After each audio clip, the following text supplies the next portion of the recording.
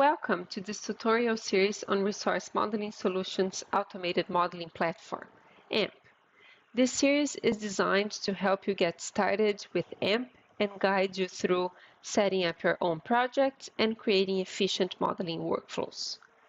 In this introductory session, we'll provide an overview of the platform, including its purpose, key features, and an overview of how it interacts and integrates with RMSP. If you're curious about AMP and how it can enhance your resource modeling workflow, you're in the right place. By the end of this video, you'll be ready to dive into more detailed tutorials. At Resource Modeling Solutions, our vision for AMP is to create a graphical, centralized environment for RMSP. AMP is designed to provide a user-friendly interface that simplifies how you develop, deploy, and update your models, making the whole process more streamlined. In addition to that, AMP makes it easy for teams to collaborate on projects due to its robust and reliable permission structure to ensure smooth and secure teamwork. It's important to note that AMP is not replacing RMSP. AMP serves as a complementary platform, allowing you to harness the power and complex capabilities of RMSP in a simple, intuitive way. All of the automation, transparency, and advanced functionality that make RMSP so powerful will remain and continue to evolve to meet your needs. Let's take a look at how RMSP workflows integrate with AMP. In this example, we'll be bringing a short-term modeling workflow from a notebook using RMSP tools into AMP. The project is already set up in this case, and the workflow is ready to go. So today I'll simply go through what running an RMSP workflow looks like inside AMP. So this is the AMP interface. On the left, you see a familiar project tree structure where all your data called resources in AMP are organized and easily accessible. And right in the center here, we have the 3D scene where you can explore your data in both 3D and section view. We already have multiple notebooks loaded in this short-term modeling project. I can double-click to open and inspect the notebooks. We'll start by setting up the project, which includes loading blast hole data and defining a grid. Then we'll set some estimation parameters, including the variogram and the estimation search. Then we'll move on to the estimation itself.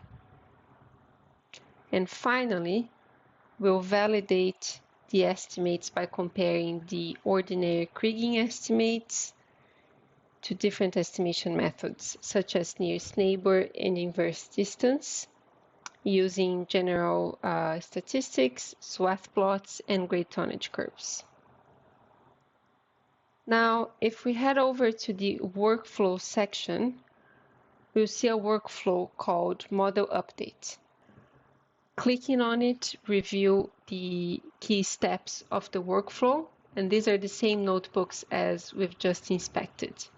So we have the setup of the project parameters, we have the estimation parameters, the actual estimation, and some model checks.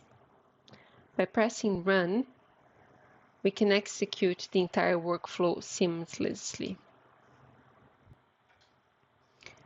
Once the workflow is complete, we can go back to the resources tree, and now we're going to see some results. So we have an estimated model, and I can just drag and drop that on the screen. I can color my estimated model by my ordinary Kriging estimates and showing the copper grade in this case. I can see my color bar on the right side, and I can visually inspect the results. Returning to the notebooks, we can see some results inline. We can see them side by side with the scene view.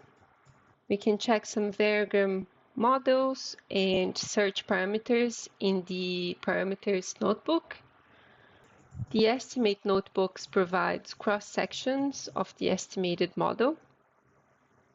And then finally, the model checks notebook presents some key validation results, including some cross-validation plots, some grade distributions, swath trend plots, and finally grade tonnage curves.